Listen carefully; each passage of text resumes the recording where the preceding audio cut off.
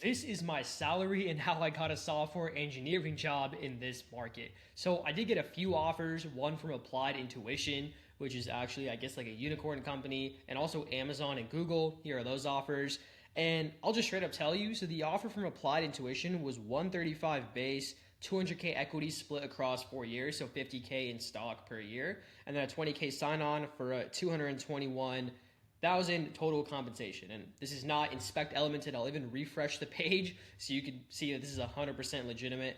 And yeah, this is literally the offer, 221K. And I also got new grad software engineering offers from Amazon and Google as well. So in this video, I want to just go over step by step the different strategies that actually got me these offers. Amazon was like 240K for their new grad offer in the Bay. Google was around 200. These offers were absolutely insane and honestly changed my life. And I think it has the potential to change yours as well. So I'm just going to go over step by step the exact strategies that got me these offers. And before we get into strategy number one, there's going to be two total strategies, by the way. Before we even get into strategy number one, I know what you're doing right now. I kind of want to call you out a little bit. You're probably just mass applying on this exact GitHub repo right here, the classic simplified GitHub repo with the new grad postings. And you're probably doing the NEET code 150 as well, kind of just hoping for the best, maybe trying to get a referral whenever you can to like the various companies on here. But let's be real, it's not working. Like deep down, you know this strategy isn't working and you're not even getting interviews right now. Or maybe you are getting interviews, but you're just not able to convert them. Either way, you're gonna need to change your approach if you want a different outcome.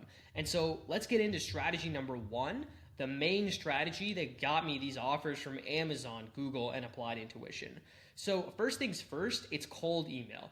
And before you click off of the video and say that cold email is like not worth it, or that recruiters won't actually respond, or you might be wondering how to even find recruiter emails, I know you're going to have all these concerns, but trust me, just stay with me. Cold email is the number one strategy to get offers right now. It's way more effective than DMing recruiters on LinkedIn. It's way more effective than trying to get referrals. Those barely work these days. The number one strategy is to find a recruiter's email address, go straight into their inbox, slide into their inbox, and prove to them that you are worthy of an interview. Cold email is the number one strategy that got me into Amazon and Google. And so I have this full 13-page guide on cold email. It's completely free. If you want access to it, just leave a comment. I'll send it to you for free. I'm not trying to sell you a course here or anything like that. And in this guide, it really goes over everything you need to know about cold email, from how to find the recruiter emails to what to say in the email. And so I really won't go over this entire 13-page guide in this video. I'm just going to go over the main things you need to know. How to find the recruiter emails and what to say in the emails. So let's get started with what to say in the emails, the actual template that I recommend, the template that I use to cold email recruiters at Amazon and Google.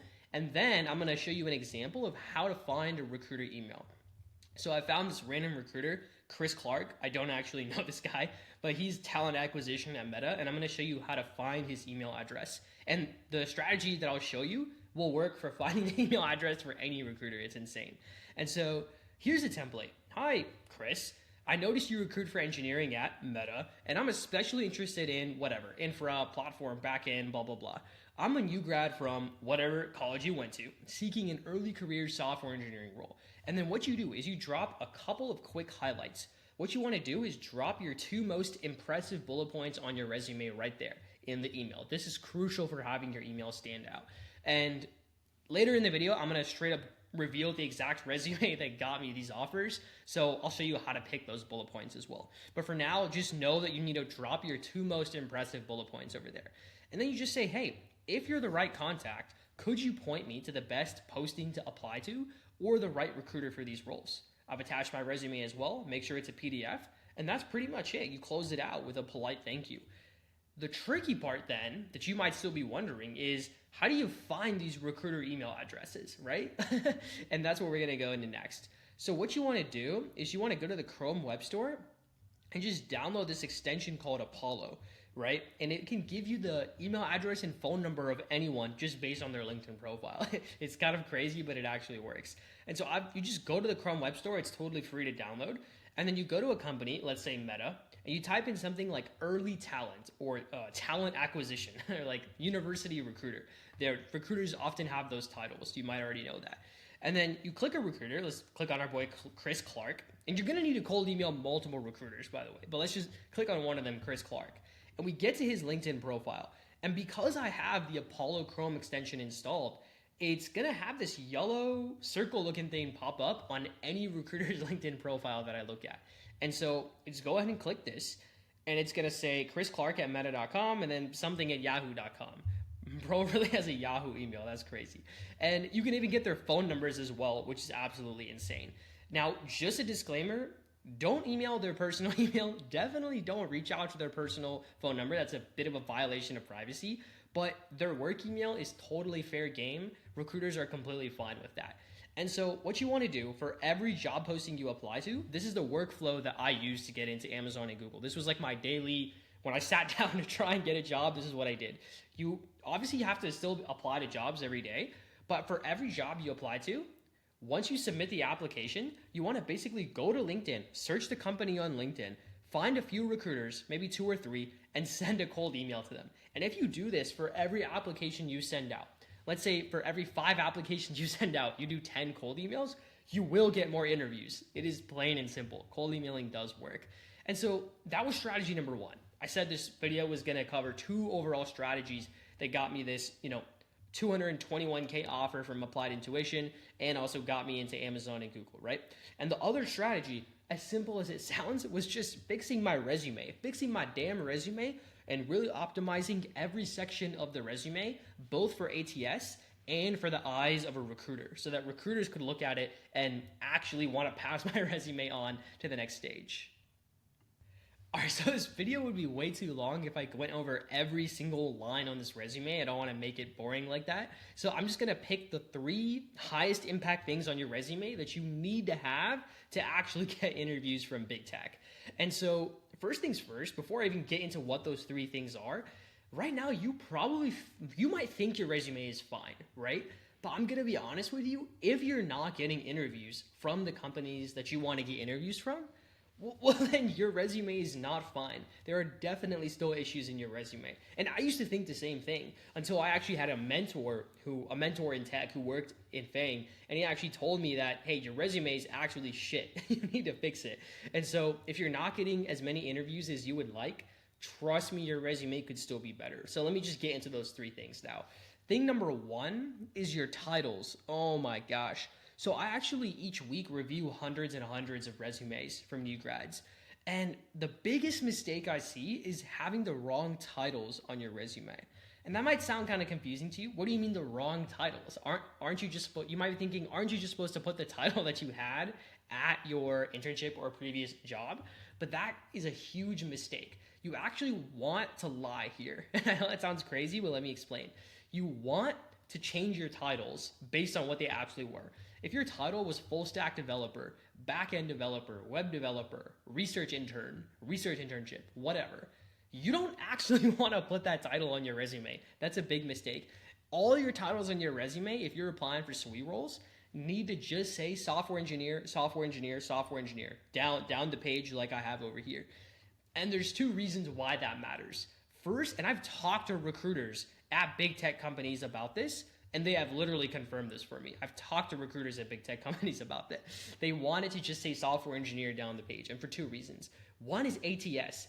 ATS, if you're applying for a software engineering role, it's going to scan your resume for the keyword software engineer. But if it says full stack developer for your previous work experience, then ATS isn't even going to recognize that, which is insane, right? It's so stupid, but you need to change all your titles to say software engineer. And then the other reason why that matters is just recruiters. Recruiters want your resume to be very skimmable, clean, and concise. And so recruiters don't want to see like a scattered work experience where you have all these different titles. They just want to see software engineer down the page. I know that also sounds kind of stupid. Recruiters should ideally be able to recognize that full stack development falls under software engineering, but for some reason recruiters actually prefer if all your titles are the same, you need to just have it all say software engineer. And that was thing number 1, just fixing your titles. Thing number 2 that like literally got my resume into these top companies is actually fixing the bullet points, the straight up meat, pause, straight up bread and butter of your resume is the actual bullet points for your experiences, how you actually describe what you did. And the number one thing, and I know you've heard this before, so just stay with me. The number one thing is that you need to have metrics and percentages in like ideally every bullet point on your resume. Now, every bullet point might be difficult, so just aim for like 80% of your bullet points on your resume need to have these like metrics, like improved search accuracy by 20%, improved system throughput by 30%. And you might be thinking, how do you actually come up with that stuff if you don't know the true impact of your work? But the secret is you can just make it up. I'm not kidding you. You can literally just come up with a rough, educated guess. Just make sure it's reasonable. Don't make sure it's not anything crazy, and you can put it on your resume. Trust me, no one's gonna actually verify this stuff. As long as it sounds reasonable, believable, like you actually put a little bit of thought into it, like make sure it's an educated guess, and make sure if you ever get asked about it in an interview, you could, reasonably defend it. As long as you check those boxes, I give you permission to just come up with rough estimates for the percentages and impact, quantitative impact on your resume. You don't actually need to know the exact precise impact of your previous work because no one's going to go and check it. You just need to like roughly estimate it, and that's good enough. No one's going to actually go and ask for proof. Shit, I got 10% left. All right, the final thing, the third thing you need to have on your resume to actually get past these resume screens and how recruiters actually like your resume is you've got to have a dense technical skills section. I know you've probably heard that before, but I'm just going to lay it out straight. A lot of other YouTubers are afraid to tell you this, but I'm just going to tell you straight up, like the advice that you need. It's completely fine to fluff up your technical skills section with as many keywords as you need. Because the truth is, whether we like it or not, companies do scan for certain keywords on our resume. So just to be safe, you want to have as many as you can get on there. And I know that's probably not what you were wanting to hear, because some people think that's like kind of unethical. Some people think that it's kind of controversial. I think some people are just on a moral high horse, to be honest, and they think they're like virtue signaling, basically. I think it's totally fine. It's just part of the game. Everyone's going to fluff up their technical skills section with keywords, even if they're not experts on everything listed on their resume. It's completely fine. And the one caveat I would give you is if you've never even heard of a tool or technology, then in that case, obviously don't add it to your resume. That could definitely backfire. That could cross some ethical boundaries. But as long as you are like reasonably familiar with it, you got like a high level basic understanding, screw it. Just add it to your resume and you will get more interviews. And so if you want one-on-one guidance from me and my entire team of FANG engineers, if you want us to work with you one-on-one throughout this entire job application process, just click that link below and book a call with me, and we can see if you're a good fit for this program. And we actually guarantee that you get a full-time offer by the end of our program. And if you don't, then you would get a full refund. So we literally guarantee that you get the job you want, and if you don't, then you get a full refund. It's that simple. So click that link below, and there'll be a link to actually book a call with me. We can chat about your application strategy so far, what you've been actually trying in terms of your resume and everything, and we can see if you're a good fit for this program or not. So go ahead and click that link below, book a call with me. And if you're looking for some more videos to watch where I go over more resume tips, more cold email tips, more tips on referrals, everything you need to really get a big tech offer, YouTube is going to put some more videos up on the screen somewhere, I think this way. Go ahead and click those, watch them, and I will see you soon.